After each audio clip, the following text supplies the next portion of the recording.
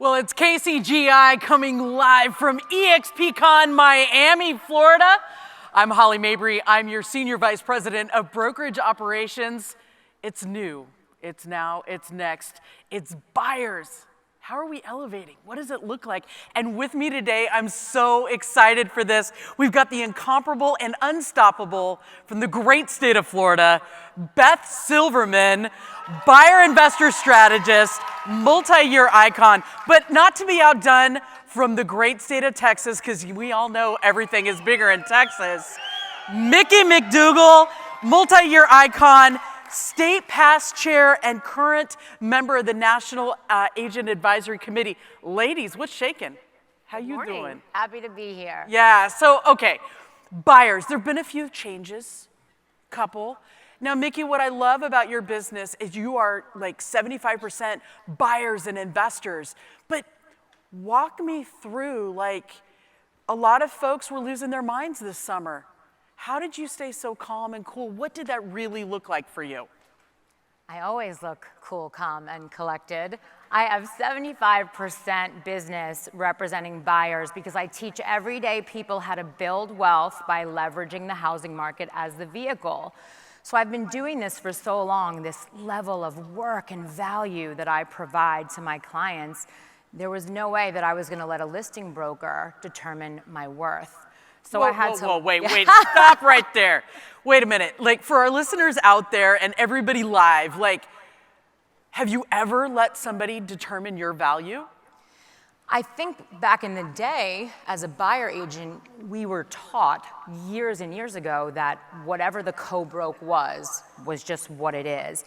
And a few years ago, there was this little market disruptor called COVID, and it forced me to level up my consultations. And as I leveled up the consultation, I brought all of my buyer clients into a written commitment, and that is where I started getting my worth. Okay, so we see this market disruption that's COVID, and we all know that every time there's a market disruption, like if you can actually pivot and be the most agile, as Glenn says, the fastest, you gain market share.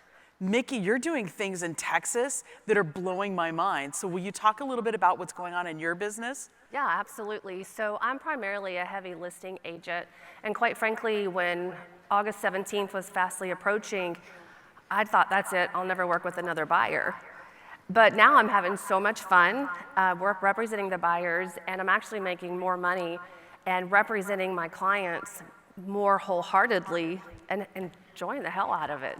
Okay, so you're telling me, like from our speaker this morning, you got a little more soul driving down into how you're representing those buyers? Absolutely. I love this so much. Okay, so tell me, as a listing agent, what skills did you bring over from the listing side to actually help you like dive down into those buyers? What does that look like right now? So as a listing agent, I've always used the seller's estimated net worksheet showing the seller how much he's gonna make.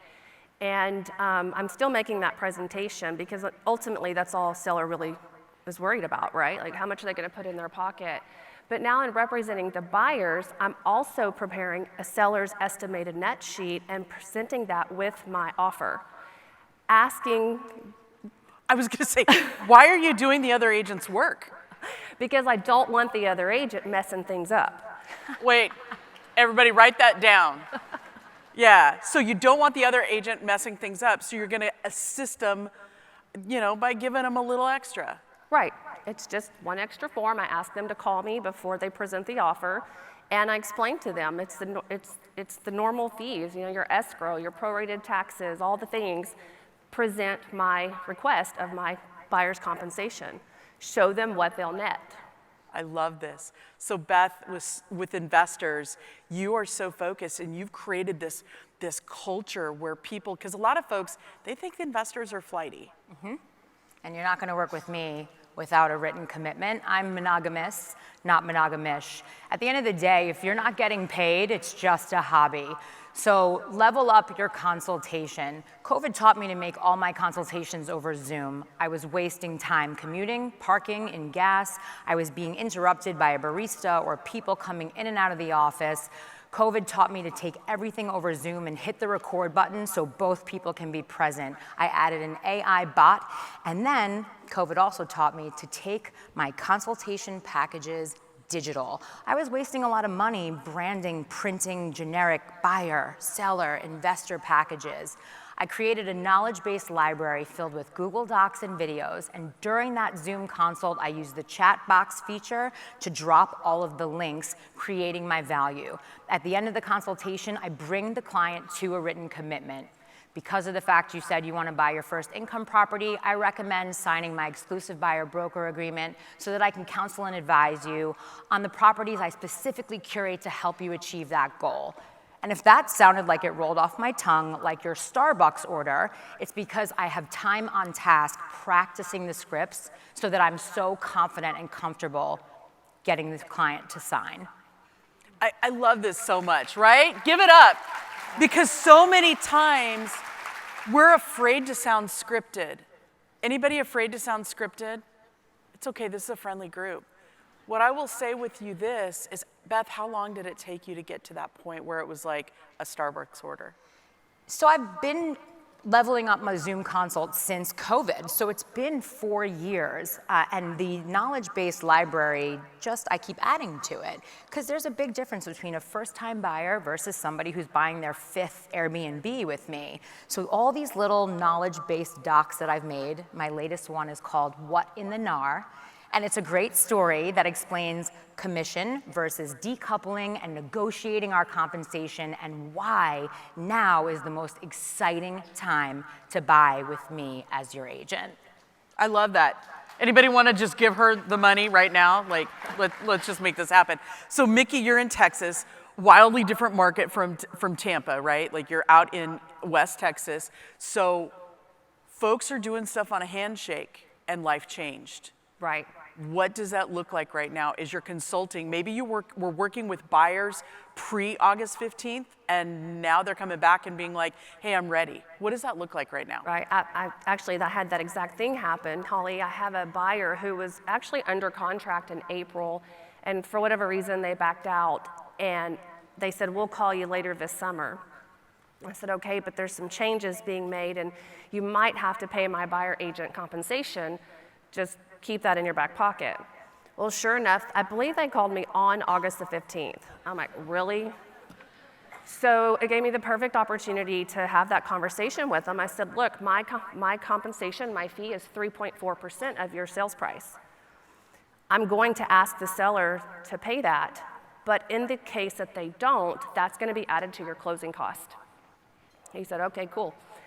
So we go and make an offer. This was like August 17th, August 18th, and I presented my offer with my buyer compensation request of 3.4%. I called my lender. I said, look, hear me out, trust me. I need you to write up their cash to close worksheet, but I need you to add 3.4% to their cash to close. He says, you can't do that, Mikki. I said, trust me, I'm gonna teach you how to be the hero. Put it in their cash to close. So we make the offer. I show it to my buyers and say, this is how much cash you're gonna have to come up with. Are you ready? He says, yes. So we made the offer. The seller did not agree to 3.4%. They agreed to 2.5. So I called my lender, said, change the cash to close, take it off from the 3.5%. I need you to add 1.9%. He's like, what are you doing? I said, just do it. So he gives me the cash to close worksheet. I call my buyer, said, guess what? They accepted your offer, and you get to bring $7,500 less to closing. Boom. Who's everybody's hero right now? Right. Is that something you can do? I want you to think about your favorite lender that you're working with buyers right now, because what Mikki just did was an absolute masterclass on teaching a lender, helping them understand, but then also walking a buyer through. That's just brilliant. Okay, so there you are, you're having these conversations. What did the listing agent do? Oh, he's pissed. So the settlement statement comes out. We're actually closing on November 1st, and he goes, there's been a mistake. You're making $7,500 more than me. I told you my seller's not gonna pay that. And I said, no, my buyer's gonna pay the difference. He goes, you can't do that. I said, I just did.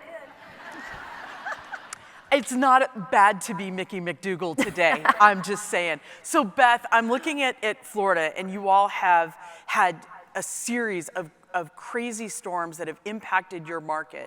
How are you staying solid given everything going on around you? I need a roof and a car, and I will tell you that the reality is that every single moment is an opportunity. The market keeps moving. The market, no matter where we are in the cycle, the market doesn't care about a lawsuit or NAR or a settlement. The market doesn't care about inflation. The market doesn't care about 2 back-to-back catastrophic hurricanes. The market is always moving forward. So if you don't take the time to level up and sharpen the tools in your toolbox, you will fall behind. Historically, after an election, prices go up, interest rates come down. There will be an increase in buyer and seller activity. Are you going to be ready to capture the market share? If you're sitting out there and maybe you're hovering in the back and you're thinking, maybe I'm not as comfortable as I need to be with the scripts, tools, with the dialogue, with the conversations, I invite you to commit.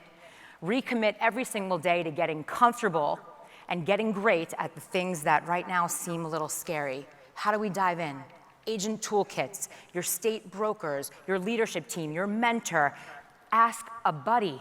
This is EXP. Help is the push of a button. Isn't that the truth? Right. Isn't that the truth? I love that. Okay, so you're talking, the election is next week, right? We're days away. You're talking about all of these things. So what action step would you recommend to somebody? What do they need to walk out that door and do immediately? What is one thing? You've got to get your agent the toolkit. Can we put that link up if you guys don't have it? Every single resource you need to start learning is in that toolkit. We would be remiss if we didn't thank Holly, Leo, Kenzel Bonner, Beth Adams. The insane leadership that we have been given through this transition is remarkable. Yeah, for sure. I love that. And so for those of you who are like, what toolkit is she talking about? This is the exp.com/buyers or exprealty.com/sellers. Either of those will take you to the toolkit, and that will allow you to download. We've got a customizable buyer broker. We've also got videos that you can use. We've got scripts. We've got trainings. We've got things for your both your listing as well as your buyer packet. And Mikki's net sheet, we've got one for buyers and one for sellers, all there for you. Yeah. So Mikki, as you look at your business, what is something that you would say anybody walking out that door today, they're at EXPCon the next 2 days, what is something that they should go learn, understand, or who should they seek out? Well, I think really if I could sum it up in one thing, it would be, and write this down if you're taking notes, is E plus R equals O. Okay, the E is the event. Something happens. Something's going to continue to happen. R, how you respond or how you react is going to create your opportunity or your outcome. So your mindset is so important, and diving into these classes and learning the scripts, or use the word decouple, it makes it so easy. So E plus R equals O. Use the net sheet, plug in, that's all it takes. I so love this. Now, in our closing minutes together, we're in the great state of Florida. And I know that Florida's been kind of ground zero for shenanigans. Is that okay? Can I say that out loud? Troublemakers. I mean, I'll say it. It's shenanigans. Shenanigans. So one of the things that's been happening is folks, and stop me if you've heard this, agent calls and says, hey, how much is the offer of compensation on your listing? And you say, you know what? Go ahead and put it in the offer. And they're like, oh, I'm not going to show it. Anybody had that happen? I'm sorry it did. This is what I'm going to say to you. You're doing the right thing. Don't stop. Take care of that seller. Don't stop, because this is the opportunity. So Beth, you have that happen. Buyer calls, or buyer's agent calls and says, hey, I'm not going to show unless you give me the compensation up front. What do you say? How are you overcoming it? In this case, it was the listing agent who Yeah. said, I am not going to submit your offer for compensation. And I was like, but that would be like me not submitting an appraisal contingency. What do you mean? It's in writing. And I said, listen, I want to tell you how this is going to end. It's going to end because your seller wants to sell and my buyer wants to buy. So if we know there's a happy ending at the settlement table, let's reverse engineer this together. Let's get this done and help our clients to the best of our ability.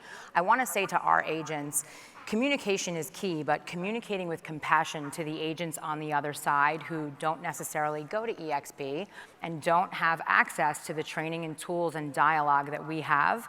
I was in a class with 2,000 realtors taught by FAR, and they did not teach the seller to buyer broker compensation sheet at all. And if I were an agent like I used to be at a 100% boutique brokerage, I would have thought that that was bond. So have compassion when you're talking to the agents on the other side. This is a chance not just for market share, but for us to show all of the agents at the other brokerages why EXP is where the pros go to grow. Absolutely. It feels like a mic drop. I mean, we're not rappers like Glenn, Wendy, and Leo, but we're working on it. So Mikki, I'm looking at Texas, right? And Texas has updated their forms. Florida's updated their forms. What are some of the things that you're seeing as a heavy listing agent, right? What are you saying to folks on the other side? So if I'm a buyer's agent, how am I negotiating with you? Do I need to call? Like, what does that look like? So I'm getting a lot of those phone calls asking what the buyer agent commission is or compensation, and I'll tell them just put it in the offer. If we go back pre-August 15th and an agent calls you and says, well, your seller paid $10,000, what do we say? Write it up, right? So that's essentially what I'm saying now is when they're asking for that, I'll say, put what you want. I'll present it, I'll use the net sheet, and we'll see what happens. And that's the way I present it to my sellers. My fee is 3.4%. Here's all of your fees again. Are you okay with walking away with $189,000? And if that other agent's asking for 3, 4, 10, whatever, and the numbers make sense to the seller, then they're gonna accept it. But I'm not going to go out there and tell the buyer agents what's going to be paid, because if you're not as strong as an agent as I am, you might submit that offer with asking only 1%. And now I'm the hero again to my seller. I love the hero in this story every single time. Yes. Okay, ladies, in our closing minutes, what things do you want to make sure everybody in this room knows? Everybody watching online, what do you want to leave them with? You have to know your worth. You have to be able to speak about the value that you're bringing to the table. So if you haven't checked in with yourself recently and said, well, why am I worth this amount? And how do I level up my skill set to double that? This is an opportunity to earn more per transaction than you ever have before. And when that happens, call me and I'll help you buy an income property. Right. All right, Mikki, you're up. Tell us something great. Just same thing, plug in. Guys, we're with such an amazing brokerage. It's life-changing if you'll let it be life-changing. You've got to plug into our leadership. Let it change your life. It'll happen. Truly. Guys, thanks for being here. Thanks for investing in yourself, in your business, because nobody can do what you can do as well as you can do it. That's KCGI. We're out.